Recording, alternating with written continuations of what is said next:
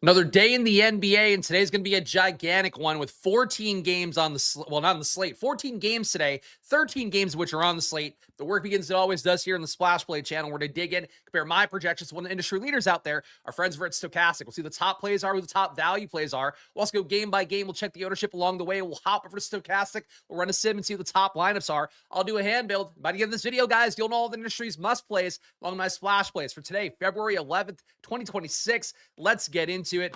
Hope it was a good slate for you guys yesterday, as always, here. And really, well, I should open with the big news here, which I didn't think about before I started the show. Made some improvements to the splashplaypodcast.com site, which now I actually share with you guys here. And that includes the fact you now can sign up at the splashplaypodcast.com/join page. And now you don't have to go through YouTube. So you just join through Stripe here. Basically what'll happen is you get charged less. You got $20 a month for the Scored Squad tier, $40 a month for a VIP tier. So I was going to do this after the All-Star break, but I realized my Claude Max is ending tomorrow. So I figured let's get it out of the way while we're still paying $100 a month. So right now, splashplaypodcast.com, you want to save $10 on a VIP membership. You want to save $5 on a Scored Squad membership. You do that right now on the site. So check that out. It's a big change for what we're doing here. And the key thing, you just log in with your email after you do sign up. So all the stuff I'm going to show you guys here on screen today, you can learn, well, get them for yourself rather at splashplaypodcast.com. For today, though, it's a massive slate. Key thing to know as we're recording this video, 2 p.m. on the East Coast. We have 4 games, still no injury report, or 4 teams rather, still no injury report out for us. So a lot of the back-to-backs. As a result, things might get even wackier. In particular, Clippers would be one team I'm watching out for on the back-to-back for them. But how it looks at this point, for the slate, you are going to have Nikola Jokic as your top projected guy. 60.4 fantasy points for me, 63.8 for Stokastic. Rare case, I'm lower than Stokastic projections on Nikola Jokic. Of the spot here, going against Memphis, obviously a situation where we're not too worried about the big match at this point with them not having anybody of note for that. But for Nikola Jokic, really any match we're willing to play him, you'll be able to afford him pretty easily today. The one caveat for playing Nikola Jokic, some of our better values on the slate, some of our better semi-values on the slate. You know, guys like Paul Reed, who doesn't look fantastic, but I do think is still going to be a decent play projection-wise. Guys like Day'Ron Sharp, who will be mega chalk on the slate now that Nick Claxton has got downgraded to doubtful on a day where we have the Nets tanking pretty hard, playing not a lot of their key guys, including MPJ. So for Nikola Jokic, that's really the main thing for why you're not going to get him. You have other center plays you can get to. But Jokic, we know the ceiling is huge against Memphis. Can be a team that plays competitively enough, even though obviously they're not, a team that's really competing for anything real at this point. For Nikola Jokic, 5x value, a little bit short of that. But the field's getting him at 39%. I have him at 31% of my lineup. So Nikola Jokic looking okay today, but you have other ways you could play with this many games on the slate. Kawhi Leonard, number 2. Again, wouldn't shock me if he didn't play today. That said, getting the back-to-back against Houston, $10K salary for Kawhi. Rate upticks are pretty huge. That's why I have Kawhi at about a 50.8 projection. If he does go today, obviously no James Harden. The Clippers, really, there's nobody else on the team who's putting up shots at this point besides Kawhi, so everything flows through his hands. Obviously playing Houston, not a matchup that we love to go attacking too much, but Kawhi right now, 10K salary. I'm getting even 13% of lineups in the fields at 6, and I would say if you're not paying up for Jokic, to me, Kawhi seems like one of the more appealing options, assuming that he does play today. I'm also going to be briefer than usual today, guys, because we do have 13 games, and I'm gonna really want to jump off something if I go my normal pace here, really digging in deep on all these guys. So bear with me if I give you guys more soundbite level analysis on these guys, as opposed to digging super deep. Jalen Johnson, a Q tag on him and Dyson Daniels right now. One thing to note, because we are on the second to last day before the All-Star break, you got to keep in mind NBA players much more like us regular working folks than it might seem sometimes, because of the fact they are really people that don't want to work. So the 2 days before, an All-Star break, a lot of guys have vacation coming up, things like that. It is one of those situations where you do expect, potentially some guys to sit that, might normally be able to play. So for a situation where we do have, Jalen Johnson as a Q tag, I'm not going to assume he plays at a 10-7 salary, though, facing Charlotte. Not a bad matchup. He does have over a 50-point projection, one of only 3 guys on the slate, despite having a bunch of teams where you are, talking about, really all the options in the world at your fingertips. To have this many games, have 13 different games, only have 3 guys projected over 50 fantasy points, does speak for why there is a bit of a scarcity up top. So Jokic, Kawhi, Jalen Johnson, your top options here. Jalen Johnson, Kawhi, 2 guys that might not play. So keep that in mind. I'm also noticing too, apparently Twitter doesn't actually put out a tweet for the video anymore. So how do I retweet it if it's not putting out a tweet for the video? Well, that's a great question. for a future time that I'm not going to care about right now. But right now looks like you can only watch the video on YouTube, guys. So keep that in mind if you are on Twitter and can't watch it. Tyrese Maxey, 5% owned by the field right now. I'm getting him at 12%. For Maxey, let me check the injury report real fast because I forget. I think Embiid is a Q tag right now. But with all the guys' injury status just floating around in my head, want to confirm that. Yeah, Embiid right now, Q tag. Dominic Barlow, also a Q tag for the little bit that matters. Quentin Grimes, a Q tag. Kelly Oubre will be available. Does matter a decent amount here for Tyrese Maxey. Obviously, if you got Joel Embiid out, we would expect Tyrese Maxey to have much more of a ceiling. All the usage would flow his way for the most part. But Maxey right now, about a 5x value, a little bit less than that. Fields at 5% rounded up. I'm getting 2x that amount across my winning lineups here. Again, I run 100,000 contest sims, so Tyrese Maxey won at 11.5% of those 100,000 contest sims. Looks like a decent play to get to here, but not a priority, which is really the case for all the pay-up options. Besides Jokic, will be owned more than enough. Kawhi, Jalen Johnson, Maxey, Jaylen Brown, none of these guys above 10%. And in fact, Maxey, the lowest out of this group, under 5% expected owned.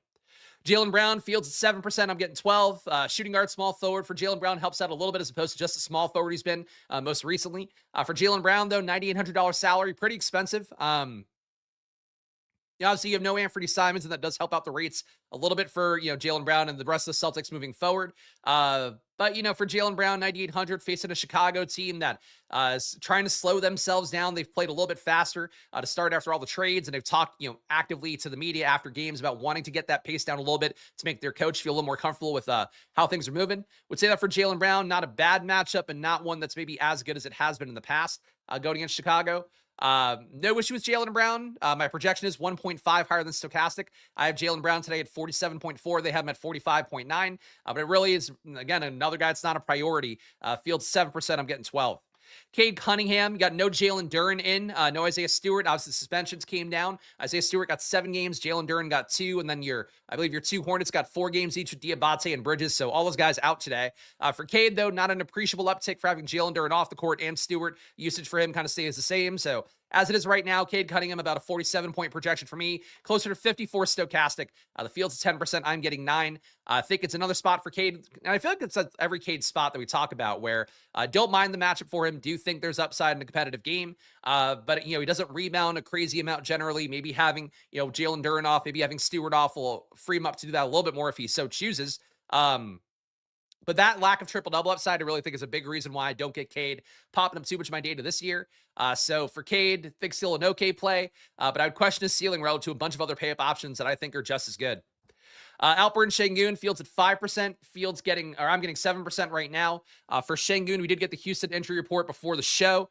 And we do have Alperen Sengun as probable, while Tari Eason is questionable. Adams out, Dorian Finney-Smith out. So no major guys sitting out, but Alperen Sengun will play on the back-to-back, it looks like. Sengun, another guy, is really going to be the case for all your top projected players on any slate. They all have massive ceilings. That's why they're top projected guys. For Sengun, though, at 9,400, to me, power forward center is the most appealing thing about him. Go against the Clippers on a back-to-back. They played Brook Lopez a ton at center yesterday. Not a spot where you're worried about the center matchup for him, so that's a good thing. But it's another spot, again, against the Clippers where we're expecting a not great total, not great pace, kind of the same thing we saw yesterday. Obviously, it's the same matchup, so you should expect that. Joel Embiid with his Q tag right now, projection for me is about 46. Stokastic has been closer to 48. Basically, what I noticed is that my projection for Maxey is flipped with Stokastic's for Embiid and vice versa. So I prefer Maxey. If Maxey gets to play today without Embiid, be willing to take that shot more. But Embiid going against the Knicks team on the back-to-back, the downside for him is you do get Mitchell Robinson out there after he didn't play in the front end of it. But Cat yesterday got in serious foul trouble, certainly against Embiid. He could definitely give up some more easy fouls if he's in that mindset again. Jamal Murray, definitely, as always, a pivot to your Nikola Jokic ownership with the field being there just shy of 40%. But Jamal Murray at about an $8,900 salary, not a great projection for me, about a 4.8x value with him being under a 43 fantasy point projection. Jamal Murray, the field's at 12%. I'm getting 13. Again, not a bad matchup versus Memphis, but on this slate, I kind of think a more balanced build appeals more. If you get Jokic, great. If you want to pivot off Jokic, play the other pay-up options, fine. But would say that to me, the more balanced builds, I think, are going to pop a little bit more. We're to sort by value here. Before we do that, guys, first ask of the video, please make sure to hit that like button and subscribe. And I really have to give you guys a shout out. All of you guys have been watching the video lately, been smashing the shit out of that like button. So I said it yesterday, but I really do appreciate you guys listening to me when I asked for that. But like really, videos lately, over 2K views for 3 videos in a row. That makes, I think, the most watched NBA DFS video in terms of these ones that come out early. So like really means a lot to me to see that. But again, the climb continues on here. I'm going to keep doing this work every Monday to Friday at 2 p.m. Obviously, we only have 2 more days here between this video and tomorrow before the NBA All-Star break. But soon we'll have NBA and MLB going on this channel 5 days a week. So show some love for what I'm trying to do here, coming in prepared, doing the best I can for you guys by hitting that like button and subscribing. Of course, check out Stokastic too, 15% off, link down below. Use the promo code SPLASH over there if you want to see all the options, and use that promo code when you sign up to get that money off. But a big way I'm able to do what I do here is you guys signing up for Stokastic, getting your shot at Idiot Proof, great DFS lineups, no matter what players you want to play. It'll give you guys that have, lineups rather than have top ROI options. So I really think for a lot of you guys out there, especially you hand builders, using a sim, getting in there, using good data, really the most important battle you have to fight for yourself over at Stokastic. And last but not least, join the channel here. $5 to join if you want to get into the YouTube channel. Of course, the live chats here in the Discord. And if you want the data, you could still join via YouTube or through YouTube by the Squirt Squad VIP tiers, joining those down below. You get access then to my splashplaypodcast.com site through the YouTube sign up /Discord, or you go to splashplaypodcast.com and sign up directly now. So you save a little more money through that one. All of your options are down below. But if you want to see all the data I'm showing you here on screen, choose one of them. Join the channel through YouTube or join through the site itself, splashplaypodcast.com. And you could log in now with your email. I know it sounds really innovative things in 2026. You can log in with your email on my website. Your penis is chafing by how hard I'm smashing that like. Thank you. Thank you for that. I don't think your penis should be involved in hitting the like button. I'll say that out loud.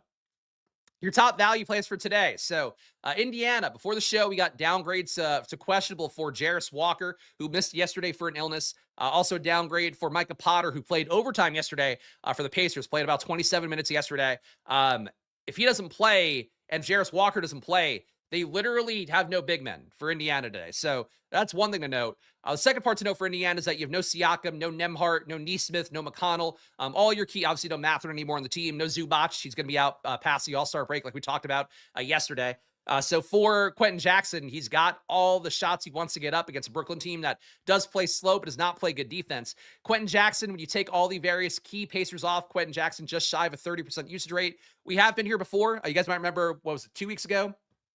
Maybe a week and a half ago, we had a Quentin Jackson chalk slate. He was super cheap. He still ended up not playing fantastically in that spot. But yesterday, picked up the start for the Pacers. He does produce well when he's out there. So the fact they're going to be potentially, a 9-man rotation if you do get Walker and Potter in, a 7-man rotation if both those guys miss, then you'll probably have one of them be active but not actually playing, kind of like Utah's done recently. It's hard to keep up with the tanking stuff for the NBA right now. Like the Pacers yesterday, I talked about it on the stream. Thought they'd be full go, but probably call off the dogs late in that game. Instead, they went full go versus the Knicks, and now will apparently be throwing in the towel versus Brooklyn as best they can. It's weird. It's hard to keep track of if guys play too well, given the fact that we know going in, they're sitting Siakam, they're sitting Nembhard, they're sitting Nesmith, they're sitting McConnell, they're sitting all their key guys. I use that in quotes probably. They're sitting all their key guys. We know they want to lose this game. So if Quentin Jackson plays too well and he's actually doing a good job and giving them a lead, he might sit. So that's the risk profile we have. And we're having it earlier than ever in the NBA this year, but now we're going to have it for the next 2 months. It's going to be great fun. But Quentin Jackson looks good no matter what. $3,800 salary. Shooting guard, small forward eligibility helps out a lot. My projections at 35 fantasy points. Stokastic, a more reasonable 31. Either way, you're going to get him a bunch in your lineups. For me, that would make him a 9.3x value. 58% owned by the field. He's an 83% of my top lineups here. So for Quentin Jackson, again, we talked about all the reasons why you could have some concern for him, but I would just play him, and I will today, just play him as much as I get him, basically. Devin Carter, another guy who's busted his chalk lately. Today, though, we are removing one of the big blockers for him to getting all the minutes in the world. So when Devin Carter was chalked, the last slate that he played just shy of 30 minutes in that game. Russell Westbrook played in that game. Today, we have no Westbrook. We also have no Levine. We have basically everybody in the Kings out besides DeMar DeRozan. I don't know why DeRozan continues to play through it, but whatever. Devin Carter, though, will get all the run in the world. He should start today. Malik Monk being out, too. Like, there's nobody who could take minutes away from him. So Devin Carter at 4,500, you're now paying that price tag for him being mega chalk on the last Kings slate. Before that game, though, he put up 20 fantasy points in that game. You're talking about 2 games before that, putting up just shy of 30. I'd expect him to be a lot closer to 30 today. My projection's at 34. Stokastic dead even with it. Fields at 74% Devin Carter, and I'm with that. He's a great value, and really, right now, Day'Ron Sharp, Quentin Jackson, Devin Carter. First three guys you're going to put in the lineup for the most part. Day'Ron Sharp gets more enticing with the more bigs listed out for Indiana. That's fair. Yeah, I mean, look, Indiana, I mean, we've seen it for Cat. Yesterday, Cat got in foul trouble, but he put up, 43 and change fantasy points in 31 minutes. So really great production there. I mean, we're going to get to Day'Ron Sharp in a minute, but yeah, I mean, if there's literally no bigs left, if you get Jarris Walker and Potter out, even if those guys are in, it's just Jay Huff out there. And Jay Huff is not really the kind of big that's going to keep, other big guys from doing what they want to do on the glass or in general. Micah Potter is a guy that I had in a lot of lineups yesterday. I think he actually ended up making the winning lineup too, because that salary, like we talked about, positionality worked really well. That does shine through, in particular with my sims running 100,000 contest sims from what I've observed so far. For Micah Potter, though, $3,600 salary, power forward center. If he plays, he'll be an okay play. Fields at 28%, I'm getting 27. If he is out, I don't know what they do. If he's out, it's going to be a really creative way of tanking, because the new way for Indiana to tank will be playing no big men. But yeah, Micah Potter, if he plays, looks good. If he doesn't play, all the other Pacers look even better because they have no bodies left. And if he doesn't play, that means they are literally an 8-man rotation if Jarris Walker plays and he doesn't. Day'Ron Sharp, 35.4 fantasy points for me. Stokastic at 35.3. Big thing for Day'Ron Sharp is he's been a monster producer whenever we've had really any opportunity for him. For this year, though, for Sharp, we're taking Michael Porter Jr. off the court, taking Nick Claxton off the court as well. Actually, let me do that in NBA Wowie, because I didn't do that before the show. I took Porter Jr. off, but did not take Claxton off. Not that Sharp and Claxton play a bunch together. But let's give you guys the actual accurate rates. This is always an important part of the job here. Be like little person night at the strip club if Potter is out. Sure, I don't know that I've gone to many little people. I can tell you I haven't gone any. But, I'm sure it's a lovely time for all. Let's take MPJ off. Let's take Clax off too. So Claxton, Michael Porter Jr. off. Day'Ron Sharp produces 1.24 DK points a minute and 1,200 possessions. So stable sample size there to feel confident about.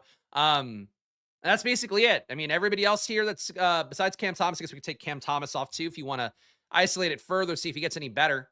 But even with Cam Thomas playing some of those minutes alongside Day'Ron Sharp, you're still talking 1.24 DK points a minute. We take off ball hog Cam Thomas, we get to 1.3 rounding up DK points a minute for Day'Ron Sharp, along with a 20% rebound rate, 22% assist rate. Obviously, all the other guys in the net's looking decent. Danny Wolf's been a great producer when there's usage to go around.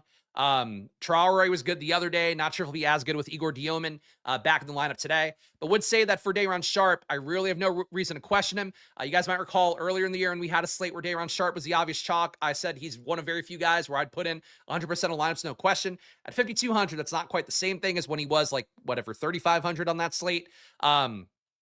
I think that for Day'Ron Sharp here, 5,200, he's just way too cheap. And if he does play just the 25 minutes that Stokastic's given him, he frankly might play 30-plus minutes here. And he's a great producer. He's got a lot of opportunity here. Foul trouble, always a risk. But even if he does get in foul trouble, there's really not any other bigs they're going to go to. I guess your one risk is that maybe Brooklyn goes small, but they're not going to play matchups in a game that both teams want to lose. So Day'Ron Sharp, I think a strong play. Field 61%, I'm getting 65.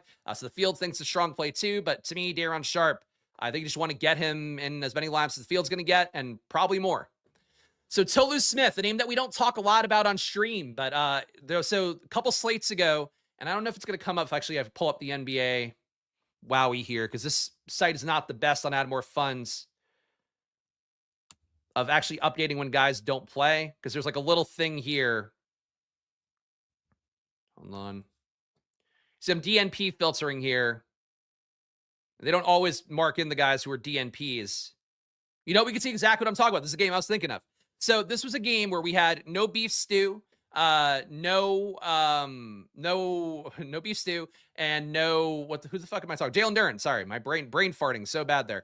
Paul Reed started. Paul Reed played 21 minutes. Tolu Smith played really well off the bench. So Paul Reed battled foul trouble. Tolu Smith played every minute Paul Reed didn't, and he was really good. Produced 37 DK fantasy points in 26 minutes. So Tolu Smith is coming up here today because basically Stokastic not giving Paul Reed an impossible amount of minutes. Paul Reed is a guy that we have seen in the past get his minutes jerked around. I do think Paul Reed needs to see foul trouble for Tolu Smith to matter, but I think if Paul Reed picks up any ownership, then I put him on the thumbnails by first instinct before the data came out this morning. So I think people will think, oh, wow, Duren's out, Stewart's out. Let me go to Paul Reed.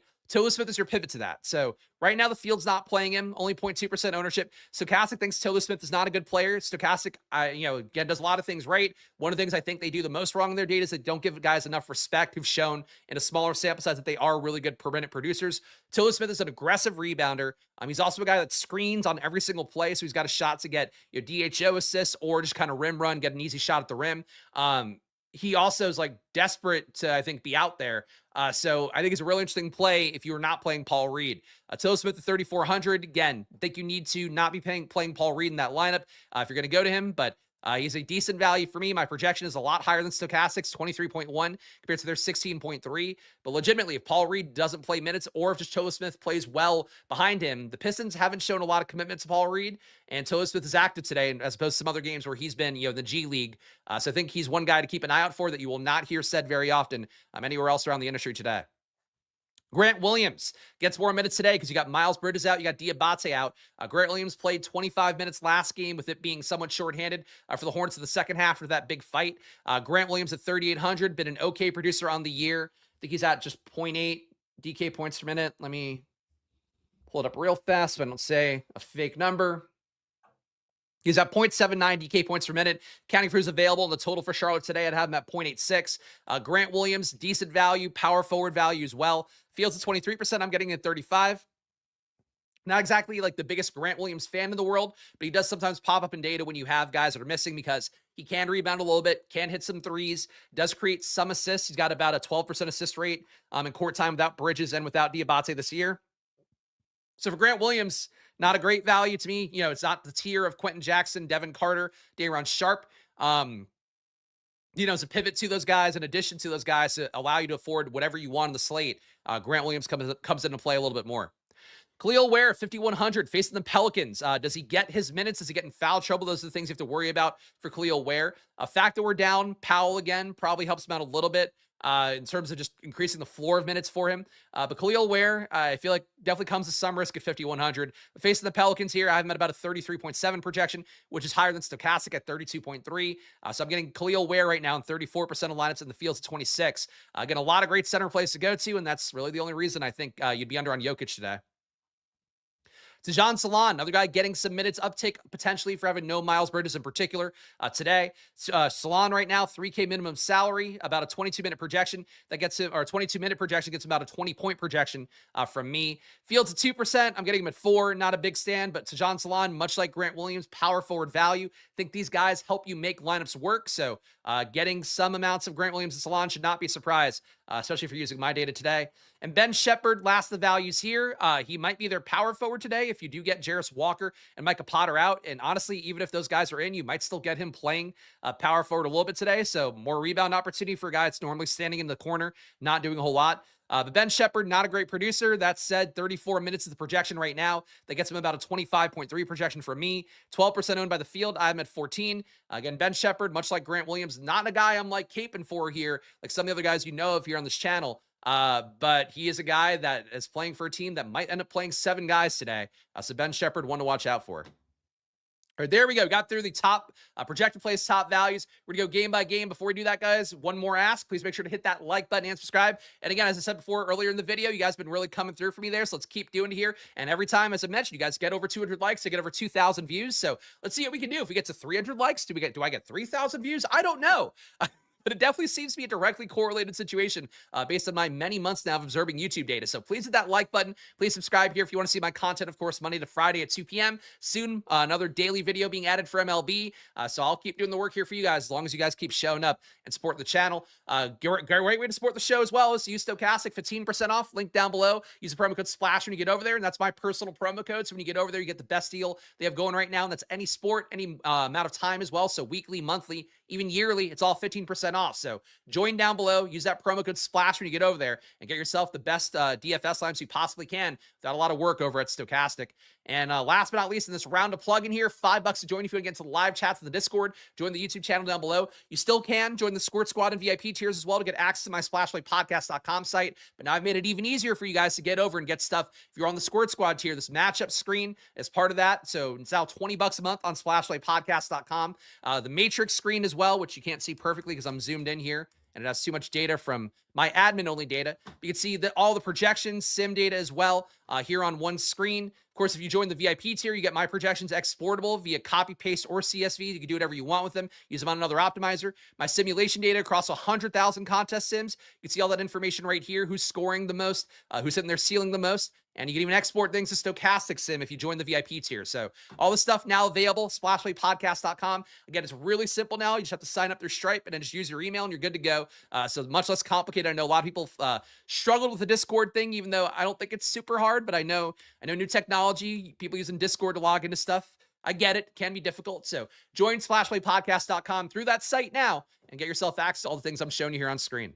All right, there you go. We've plugged. I got to really plug now, guys, because that's it. How do I get more money in my pocket? The splashplaypodcast.com site gets me more money, but use whatever makes it convenient. I don't care that much. I just tried to make it math out. So like you guys are incentivized to sign up through me first. If I plug it on Stokastic, then you can sign up through Tails. If I'm plugging here, you can sign up through YouTube or ideally through splashplaypodcast.com, but use whatever you want. Doesn't really matter to me. But yeah, I do make the most off Stripe because it's just like a small amount per conversion. YouTube makes me give away half the money each time, so that's part of why too. I'd like to not go through YouTube, but whatever makes it convenient for you guys, I'm cool with. It's about scale, not about just squeezing you guys too much. But you'll pay less if you go through me, so that probably helps us both out. Shout out Reginald joining here as I'm talking about this. Appreciate that a bunch. All right, let's go game by game, guys. Again, we're gonna go a little bit faster than usual because there's so many games and we gotta try to cover everything. Atlanta at Charlotte, 234.5 points here.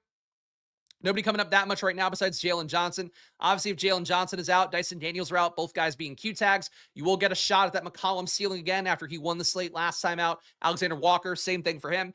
Though Alexander Walker at 7,500, a little bit expensive. These guys, to me, unplayable if Jalen Johnson and Dyson Daniels are in. If Daniels is out, you might get Alexander Walker and McCollum popping up a little bit. But really, the big thing is, like, I think you want, for these price tags, to get Jalen Johnson and Dyson Daniels out to feel good about getting any real volume on Alexander Walker, McCollum, Okongwu.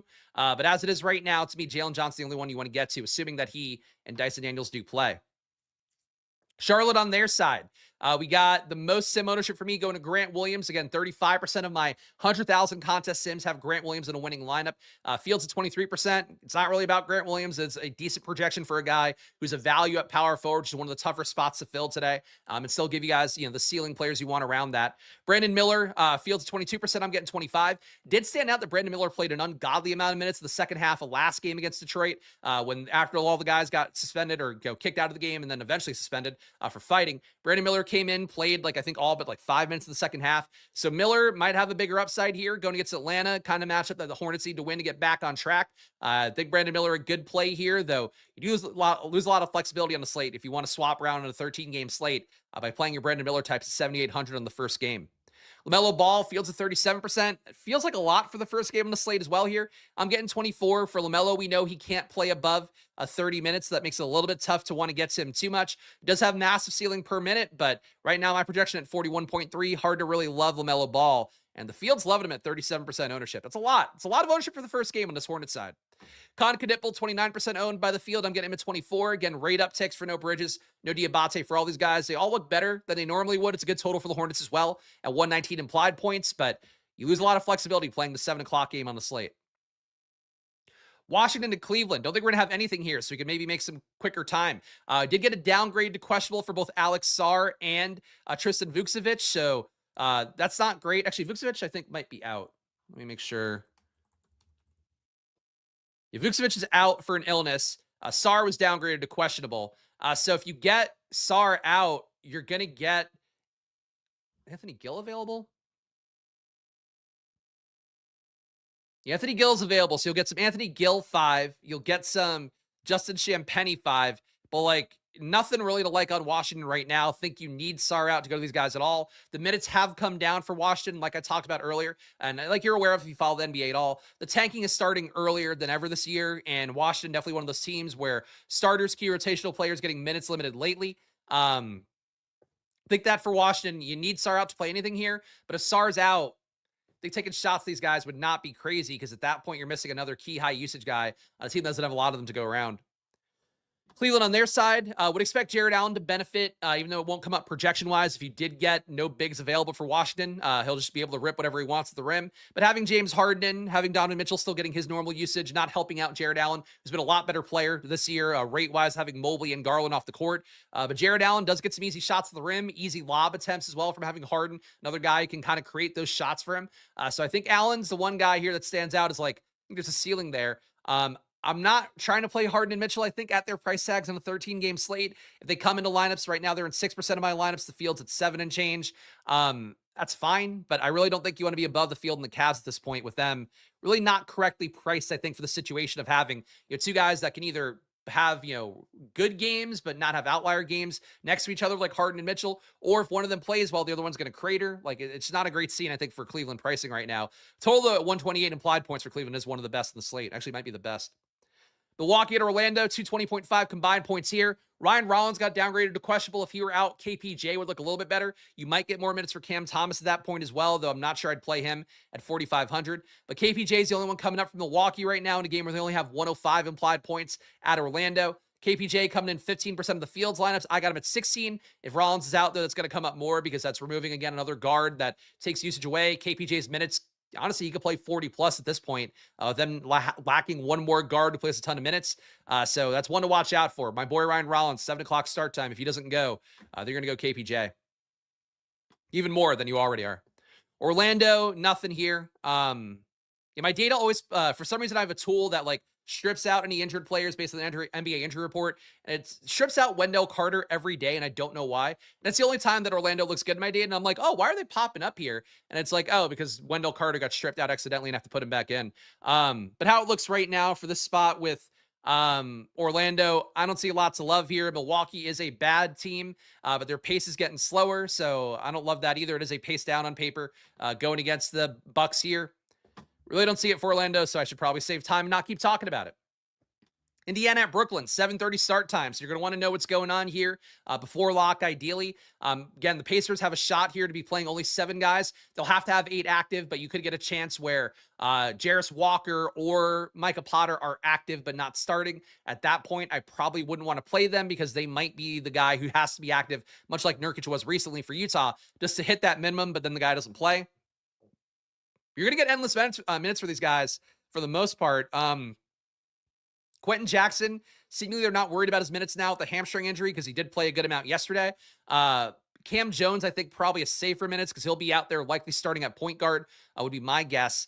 But yeah, I think Quentin Jackson, to me, very clear top value. Have a hard time fading him. If you were to fade him, though, I would consider Cam Jones and maybe some other Pacers starters alongside of him. But right now, Quentin Jackson, your priority play, field's at 58%. I'm getting 83. Micah Potter looks good to me as well. 28% for the field. I'm getting 27. Obviously, he's a Q tag. If he doesn't play, we won't play him.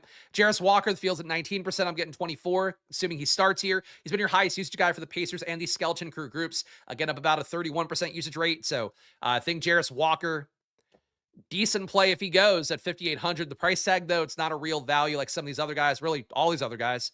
Ben Shepherd, like I talked about, he might just be out there a bunch, especially if you do have Jarris Walker and Potter sitting. At that point, he's their biggest guy and their best defender with length. So he's got to defend 3s and 4s most likely. Yeah, Ben Shepherd, 13% owned by the field. I got 14. That'll come up, though, a good amount, I think, if Potter or let alone both Jarris Walker are out. Brooklyn on their side, it's mostly Day'Ron Sharpe here. Field 61%, I'm getting 65. Again, practically, he can make 75, 80% of my lineups, so I wouldn't feel that bad about it. Danny Wolf, good rate increases, puts up 1.1 DK points per minute with all the various nets that are high usage guys not available today. Wolf fields at 13%. I have 10. We have better values to go to, but I don't mind Danny Wolf here. Noah Clowney played well last game as well. He'll get shots up, but probably not as good of a producer. You would expect him to be as good of a producer here as a Danny Wolf. But still got opportunity to go around at about a 1.06 fantasy point per minute, counting for all the nets that are available. Nolan Traore had the massive ceiling last time out. I talked about his assist in particular being a thing that if he hits some shots, gets that assist level, he actually can have a big upside. But the fact that Diomid is in here, don't think you want to go to Nolan Traore in that situation. If he hits again, sucks. But Diomid being out last game, I think is a big reason why Traore was able to kind of have the ball in his hands as much as he did. Really, Day'Ron Sharpe, I mean, you could definitely get enough of him because he's not 3K, but really, he should make a lot of lineups because he's one of those guys. If he plays minutes, he's going to produce as long as he's out there. Chicago at Boston. The Chicago team at this point, the value has been squeezed out. You still have theoretical ceilings for Simons, Jaden Ivey, Colin Sexton off the bench as well, playing without those guys. He can get up as many shots as he wants alongside Rob Dillingham. But Sexton, getting him at 7.4%, Fields at 8. He looks like a great value to me, about a 5.9x value, but we have so many better values in the slate, you don't really need a Colin Sexton on this one. Sexton, Buzelis, Simons, Buzelis, Dillingham, all coming up as decent values. We just don't need them on the slate because there's better values. Sometimes we talk about this, though, where like a lot of value opens up. Sometimes just playing the guys who are still good values but are getting kind of forgotten on a slate can just be a strategy for GPPs. I would say for Chicago here, even though they're facing Boston and don't have a great total, everything's not caught up for what the team currently is price-wise. Like Simon seems a little cheap. Buzelis seems a little cheap. Ivy even mostly appropriately priced, but for what his role is for the Bulls, he might be a little cheap. Sexton, I would say a little bit cheap for sure for the off-the-bench gunner role that he has. Chicago's got something here. It's just not something I think I want to make a really big case for. There's like, these are good projections though. On a normal slate, these are guys who would come up a lot and be chalk. Boston on their side, despite having Simons not on the team anymore, nothing really coming up here at 119.5 implied points. Jaylen Brown, I do think, has a good ceiling at 7% ownership. Happy to get 12%. Derek White, though, not getting to. Peyton Pritchard not getting to. Vucevic off the bench. Don't see the reason to get there either. Boston, really Jaylen Brown or bust for me. Knicks at Philly, we got OG Anunoby out again. Doesn't make anybody pop up too much, though. Cat was not great as chalk yesterday. Still got to 40 fantasy points, but frankly, he should have gone for 50 plus if you didn't have the stupid foul trouble in that game. Going back to Cat after he was kind of disappointing as mega chalk, never a bad thing, I would say, DFS strategy-wise, especially if you got him beat out in this game. But for the Knicks, not a lot to love here. Nobody above 5%. Brunson and Towns, the priorities relatively, I guess. For Philadelphia on their side, Tyrese Maxey getting him 2x the field. Joel Embiid, my projection is lower on Embiid, higher in Maxey is going to be the case for me pretty much every slate. But Maxey, if you get Embiid out, will look a lot better as it is right now. Another lower owned, high pay up option pivot. And then Embiid himself, I don't mind Embiid, but he's not coming up projection wise for me. And I think if I could go to centers like the mid-tier guys, I guess semi values like Day'Ron Sharpe or actual values, or go all the way up to Jokic, I'd rather do that. But I think Embiid at 9,900 if he plays, probably a forgotten man on the slate, and that does come with some upside. Detroit here, despite the lack of Duran, the lack of beef stew, nobody coming up super meaningfully. Paul Reed, 6x value. We just don't really need that value on the slate with him projected to play 27.5 minutes. Like I mentioned, if Paul Reed were mega chalk, I think Tolu Smith would be kind of appealing as a guy you could pivot off of here, or pivot, off of Duran too. But I think for Paul Reed right now, he's loaned enough that he's probably your most live pivot to a guy like Day'Ron Sharpe. But for me, I'm sure I'll get some lineups tonight where I have Paul Reed and Day'Ron Sharpe. And these are two guys, if you watch the videos all year long, these are two of my preferred backup centers. When they start, I want to get them in if we know they're going to get good run. Even if they're just cheap on a slate and they're still playing backup minutes, you want to play them. I think for Paul Reed and Day'Ron Sharpe, they are both those guys for me on the slate. Just Day'Ron Sharpe looks a little bit better. Cade Cunningham being in for 10% owned. I got 9. Really don't want to be totally out on him, but not a screaming rate play or anything with Duran and Stewart off the court. Tolu Smith, again, your pivot to Paul Reed. Think he's a fun value play at 3,400 who could theoretically get to that Day'Ron Sharpe, Paul Reed-ish scoring at a much cheaper price tag if things really broke his way. In particular, Paul Reed getting into foul trouble. But that's it for Detroit. Really, Paul Reed is it for me. And even then, he's not going to be as owned as he would be on any other slate in the world. Toronto on their side, Pirtle being in for limited minutes right now. He is still a Q tag, I believe. He probably won't play a lot today coming off of his ongoing back injury / most recently return to competition, reconditioning for himself. So Mumuklishvili coming up as a semi-value here. Again, if it were any other slate, he'd probably be a well-played play as a 5x value, 5,400. Because we have so many values in the slate, he's only coming up at 1%. He does have a ceiling. But with Barnes, Barrett, Ingram in, I don't think you play Mumuklishvili on a slate like this. Pirtle, you're definitely not playing either.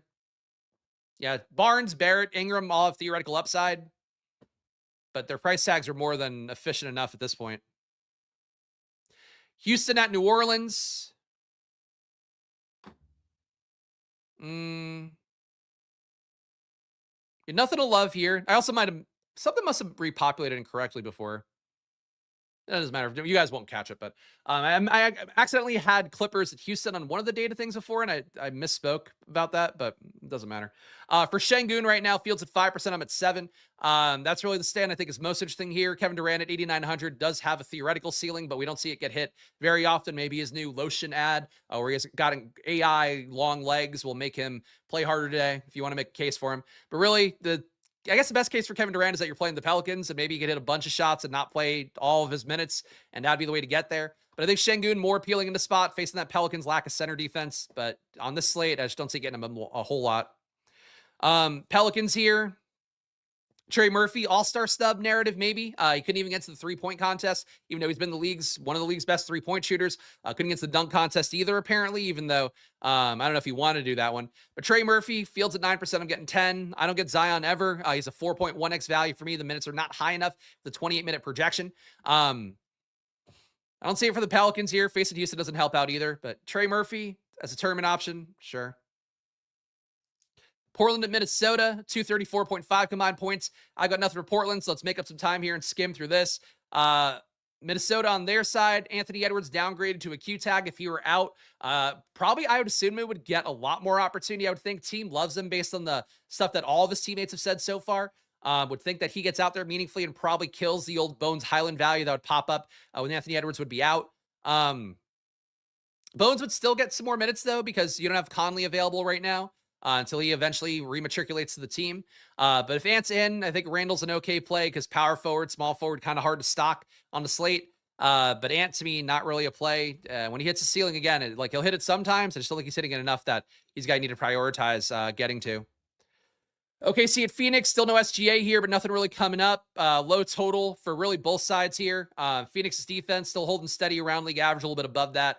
Just don't see it for OKC, so we'll save time here. Phoenix as well.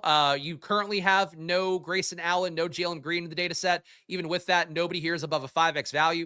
Dylan Brooks put up 26 shots yesterday, which for Phoenix fans on social media seem to not love that when it was like 10 more than Booker and 12 more than Jalen Green. Dylan Brooks keeping his usage high as he has all year, and we talked about very early in the season. But the matchup against OKC, not really a Dylan Brooks. Great matchup on paper. Suns, though, don't think they have an injury report out still. So we don't know who's available and who isn't. We need guys to be out here to really want to take shots at Phoenix. Sacramento at Utah. This one matters a lot. Tankathon game. Like I talked about earlier for the Kings, we're getting no Westbrook here, no Sabonis, no Levine, no Monk. DeRozan going to play, but probably not play a lot. Again, and I don't even know why he's playing at all. But Devin Carter's going to be the big winner here. The thing that kept him from really hitting his upside last game, despite playing 29 minutes, was that Westbrook still played. In this game, he might get Isaiah Collier level minutes at point guard. Probably not to that extent because you do have guys like Isaiah Stevens they can go to instead. But like Devin Carter should play easily 30 minutes, might play 35 minutes here. Devin Carter's been a good producer. I think we saw his floor last game. Going back to him today, I think is a good move. Fields at 74%. I'm at 74, but obviously, that's a lot of ownership coming to Devin Carter on a slate where we do have a lot of value to go around. Neat Clifford, Fields at 22%. I'm getting 22. Not a big Neat Clifford fan with him only putting up 0.67 fantasy points a minute, but accounting for the lack of Kings available, he'd be putting up 0.9 today in my data. Clifford, Cardwell, both guys are on 20% owned. I'm with the field on Neat Clifford, lower on Cardwell today. Maxime Reynaud went nuts on the boards last game. He and Cardwell, all the opportunity in the world. Really no other bigs of note that are playing for the Kings rotation at this point. Utah still got enough big guys that'll play 3/4 of ball that I don't know that I feel great about going back to Cardwell. Reynaud in particular feels like a chase to me. These guys look fine. Just they're better plays at power forward and center on the slate.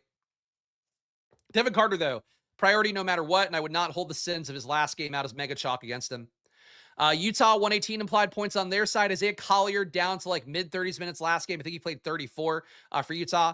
So that means that we're losing one of the things that makes him a really compelling play. The field's only at 5%. I'm getting 13. He has massive assist upside still. But, the situation is not quite the same with Vince Williams in now. Vince Williams played every minute last game that Collier didn't. They played a little bit together as well. But having that real backup point guard the team trusts, that does not bode well for Isaiah Collier getting endless minutes. And frankly, I think Stokastic should give him less than 37 right now. They should probably give him like 33, and that would make him come down enough where probably nobody would play him. Memphis to Denver. Despite Memphis being shorthanded, nothing really coming up here. Ty Jerome still has a ceiling at his price tag, but he's still stuck at 20 minutes. So at 5,800, that's really more than priced at enough. Still technically a 5.8x value in my data. He's been great, producing 1.65 fan sports minutes so far this year. But Ty Jerome, at a certain point, the bottom's probably going to fall out, and now his price tag is more than there.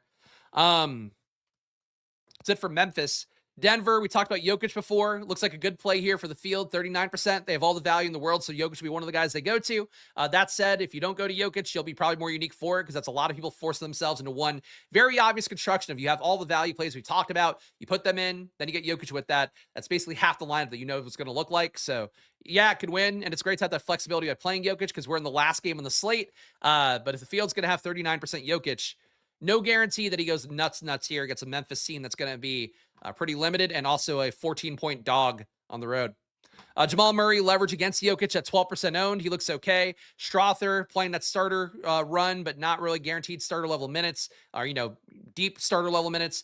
It's sort of the issue with him, but he's getting usage up more with Gordon and Peyton Watson off the court. So Strother at 4,500, shooting guard, small forward. I'd say another one of your value pivots, even though he's not really coming up for me here. But Jokic and Murray, your ones you really want to get to here. Just don't mind getting ownership in this game because this will give you flexibility to swap if things get weird on the slate. And for what it's worth on the slate too, you might not have noticed the times here as we go, but that Denver game versus Memphis, your 9 o'clock start time. Sacramento, Utah, also 9 o'clock. OKC, Phoenix, also 9 o'clock. And those are your last games of the slate. So you want to keep your flexibility to some extent for those games, especially if weird things happen for, I would say Sacramento in particular. Phoenix, I assume we'll know if any key players are out earlier, but things can get weird for those last 3 games. All right, so that's how all that looks. We're going to go to Stokastic and run a sim in a moment. Before I do that, though, let me show you guys my sim data across 100,000 contest sims. And again, the goal here, don't think we're going to build a better product on Stokastic, but we can at very least get more contest sims to get a read on a larger sample size here.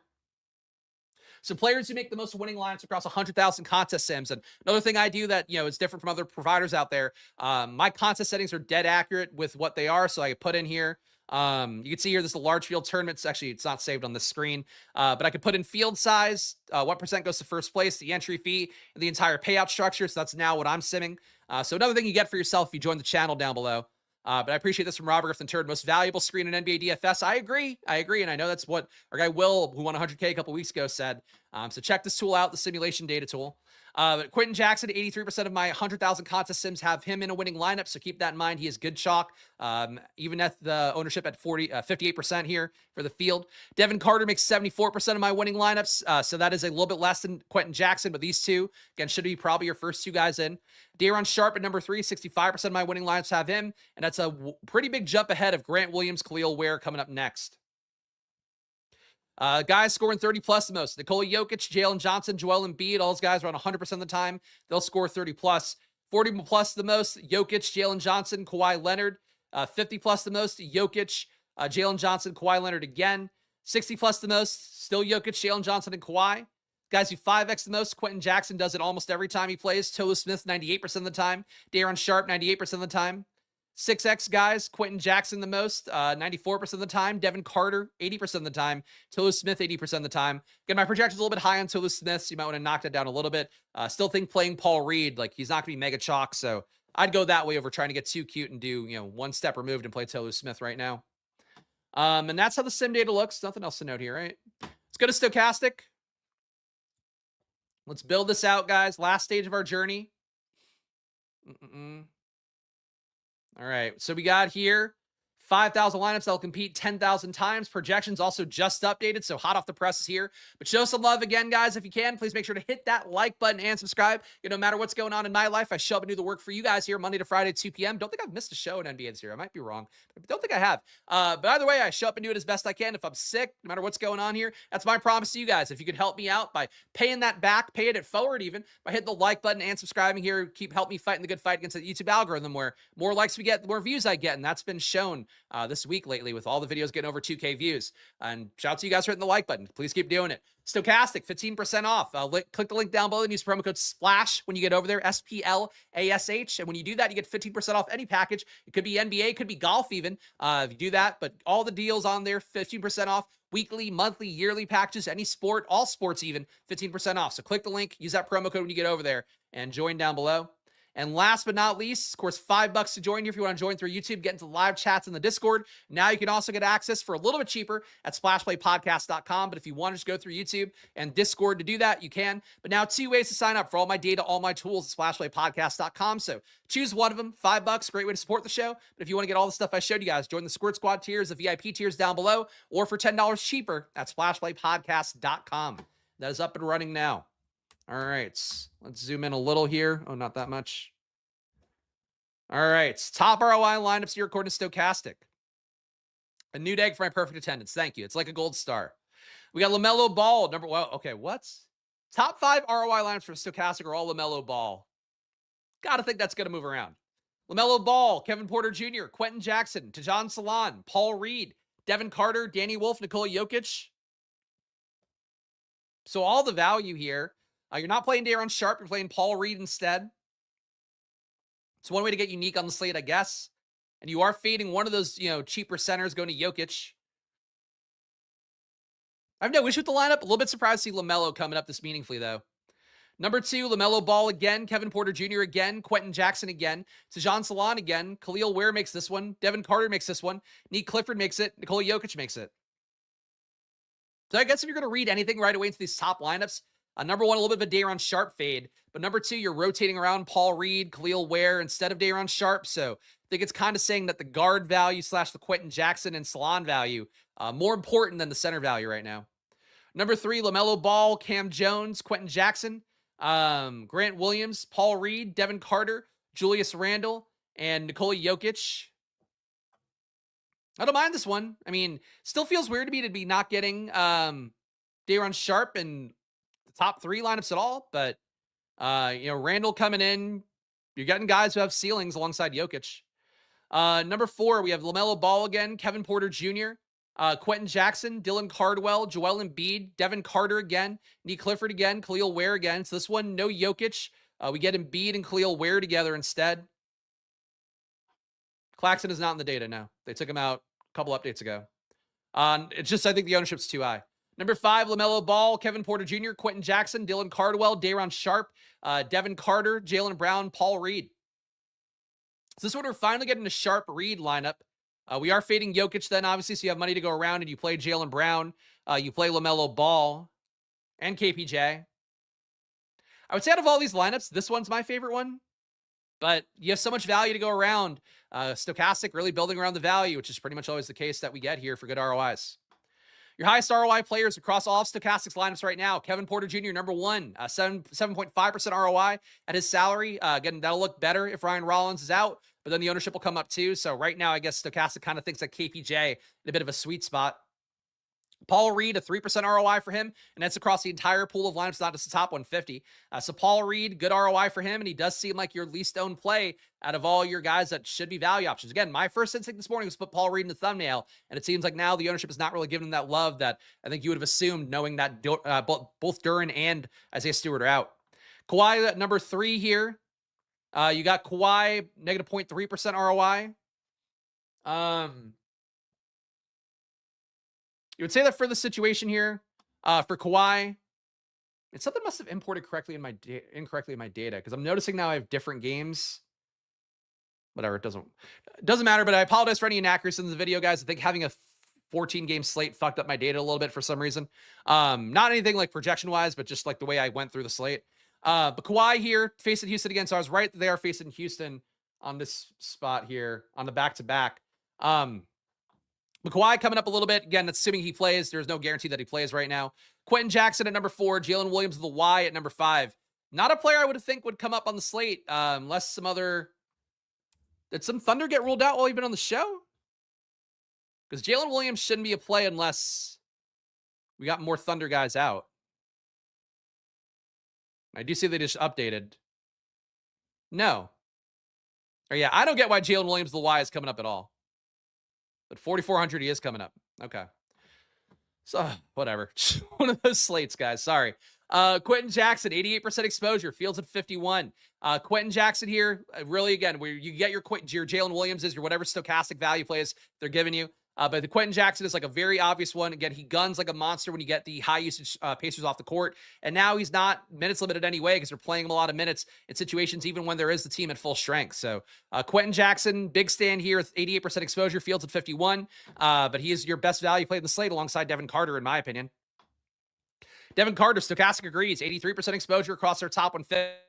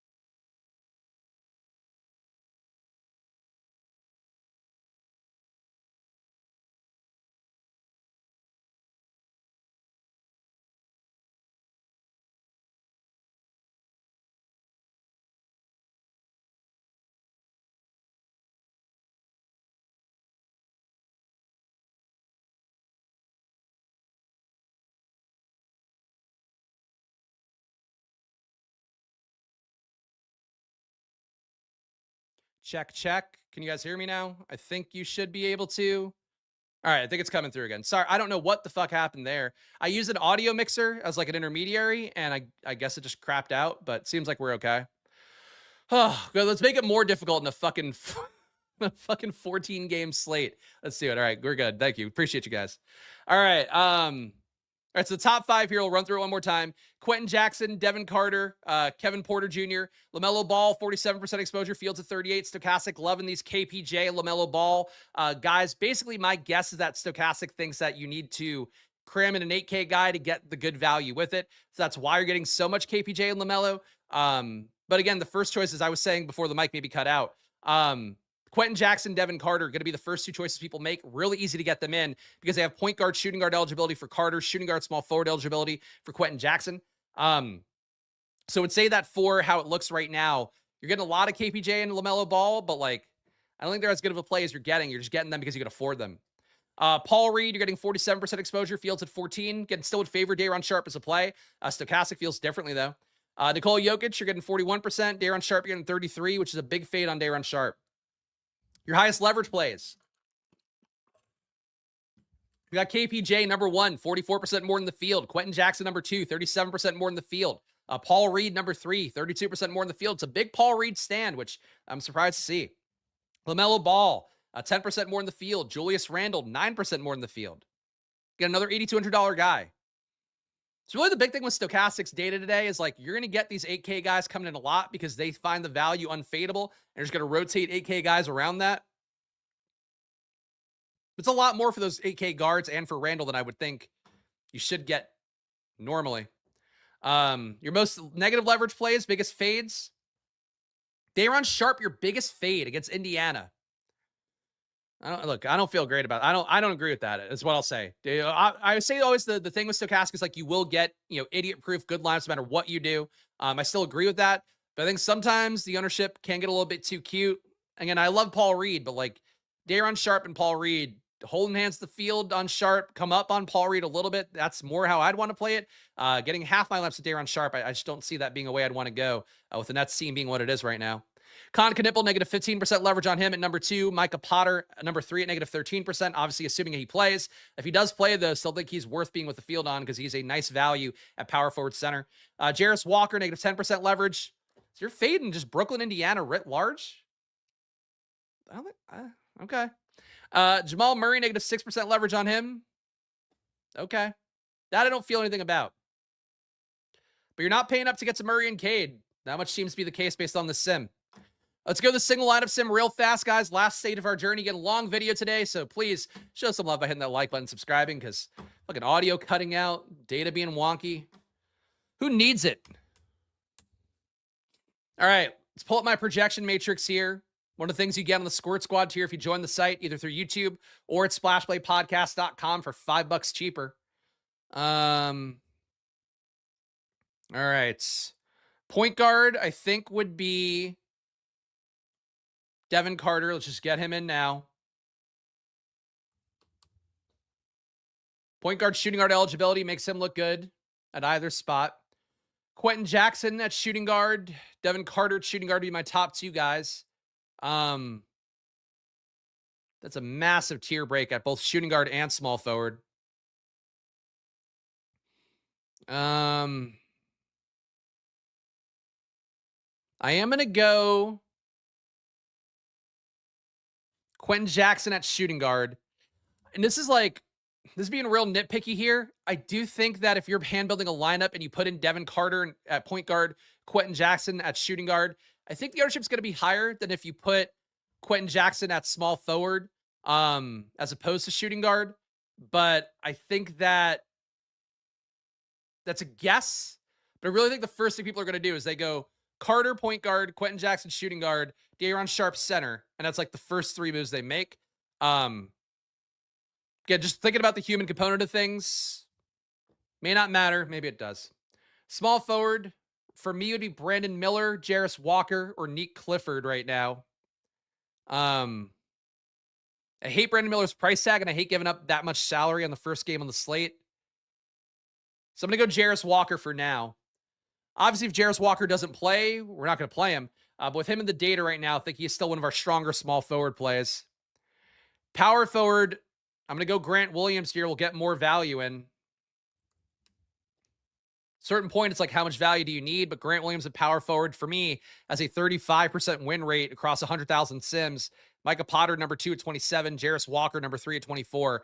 And then it's a chasm at power forward. So just going to go with what the data says right now. Center, for me, Day'Ron Sharpe. And now we're going to have all the money in the world for the last 3 spots. Guard, forward, utility. Let me sort by projection here instead. I can see what Stokastic is doing too. Like, LaMelo is my number 2 point guard sim rate guy. 24% sim rate for him. KPJ is number 3 at 16%. Then it's Collier 13, Jamal Murray 13, Maxey 12. So that's why you're getting these guys in, really. I think if you just pay up a little bit more, it'll be better for you. So let me go Maxey here. I don't know if the sim's going to agree, because clearly the sim does favor getting LaMelo and KPJ in. But I'm going to go with Maxey there. What if I go Paul Reed at utility? There's 1,100 left at forward. That's too much money to leave on the table. What if we go forward, Jalen Johnson? He's a 10-7 at guard. Cade at 10-2. So really, if you play all the value, it's not going to feel natural with your pay-up options, I think. Let's sim this out. We got Devin Carter, Quentin Jackson, Jarris Walker, Grant Williams, Day'Ron Sharpe, Cade Cunningham, Jalen Johnson, and Paul Reed in these lineups.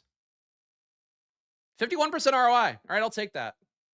I think with what Stokastic would do, I'm going to take out half this lineup. If I had to guess what it's going to do is give me a couple of the 8K guys.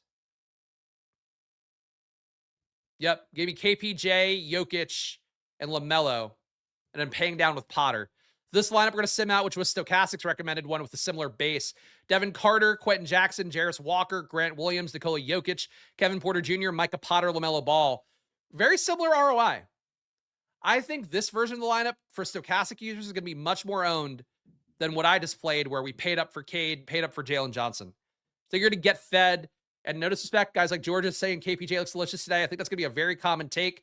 If Rollins is out even exponentially more so, it's tough. Like, I'm a little bit caught in the game theory here today, because like all the value looks great, but like, boy, if you play 4 value spots together, 5 value spots like Stokastic's giving you here, it's going to look like so many people's lineups, I think. that's going to be a challenge for you guys to figure out on your own. I'll give you guys my splash plays for the day in one moment. Before I do that, one last ask. Please hit that like button. Please subscribe. Again, no matter what's going on here, I do the best I can to get you guys through a slate. Really a very long, very tedious slate today with all the stuff going on with the pre-NBA All-Star break injuries and also still guys coming off the new rotations for the trade deadline. But I still do the best I can for you guys. That is the promise that I give to you guys here by showing up and doing the work Monday to Friday at 2 p.m. here for the NBA. Check out Stokastic as well. Link down below. Use the promo code SPLASH when you get over there. That's the only way you're going to get your 15% off. That's any package, weekly, monthly, even yearly, any sport as well. So if you want to get in for golf, you could do that, I suppose, with the 15% off as well. For NBA, maybe not the best time to do that, but you can do it down below. So click the link. Use the promo code SPLASH when you get over there. That gets you 15% off. And last but not least, join the channel here. $5 to join. If you get into the live chats and the Discord, it is $5 for that. If you want to get my data, Squirt Squad and VIP tiers through YouTube, or go to splashplaypodcast.com, buy it directly through me, and you can save $10 on the VIP tier, $5 on the Squirt Squad tier. So do that if you can, but do one of them, because if you're enjoying this video, you'll enjoy it a lot more and see the updates throughout the day. All right, splash plays for the day. Get nothing brave here, but it's Devin Carter, it's Quentin Jackson, it's Day'Ron Sharpe. It is still Paul Reed to me to some extent, even though the ownership came down a lot for him. I think that Paul Reed, Khalil Ware tier of guys will come up a lot for me today, no matter what. If they play, Jarris Walker and Micah Potter are value plays I think I want to get to above the field. Grant Williams, who is going to play, I think is another one too. Pay up option wise, I really have no lean. Like, I want to get to Jokic. The field's already there. I think I'd rather just roll the dice on cutting my pay up option ownership and just seeing if I can get Cade plus Jalen Johnson, get Jokic plus something, right? That's sort of the way I'm viewing it here, but it can change, guys. The slate might get chaotic. So stay tuned for date updates as the day goes on. Of course, check splashplaypodcast.com for more. Make sure to gamble responsibly, guys. Even though it is the last couple days before All-Star break, don't spend all your bankroll. Be smart about it. But it is always money time here. Follow me at Chris Spags. Follow the show at SplashPlayBets on YouTube. At SplashPlayPod on Twitter, theoretically, though. For some reason, it's not tweeting out the videos lately. So if you're watching on YouTube, shout out to you guys. If you're not watching on Twitter, I don't know how to get it on Twitter right now. So have to figure that out. But, you know, one more slate tomorrow, guys. 3 gamers. Should be awful, but we'll still show up and do the work one more time before the All-Star break. Might do a video next week as well, going through everything that I kind of do. Just kind of explaining it more depth for you guys, but I don't know what I'm going to do next week or not yet. Stay tuned for that too. But see you guys again soon. Enjoy your days. Good luck. Check out Stokastic later today. I'm not on it, but they do some good shows if you need to catch up on all the things that move around on a slate. And that's it, guys. So see you soon. Check out splashplaypodcast.com one last time. Actually, let me take you through that. That's the thing I need to get better at. I need to plug my own site as much as I plug like Stokastic. Go to splashplaypodcast.com right now. Sign up. Again, you can see here. This is what you see when you go to the homepage. It's a little bit zoomed in, but don't worry about that. I'll zoom back out so it doesn't look too janky. Here we go. And if you want to sign up, go to join now. It'll pull up this little thing here. All of the perks you get with it. And if you join here, basically what it does is take you to a Stripe page. You log in through here, and you're good to go. $40 for a month of VIP. $20 for a month of Squirt Squad tier. It is cheaper than on YouTube because I don't have to pay their VIG for it. So check it out for yourself. Log in there. No promo codes right now, and probably none coming anytime soon. So good as time to get in there as now as any. But check it out over at splashplaypodcast.com. All right, guys, that's it now. See you guys again soon. Enjoy your days. Good luck. Sorry for the long video, but you get why. And bye.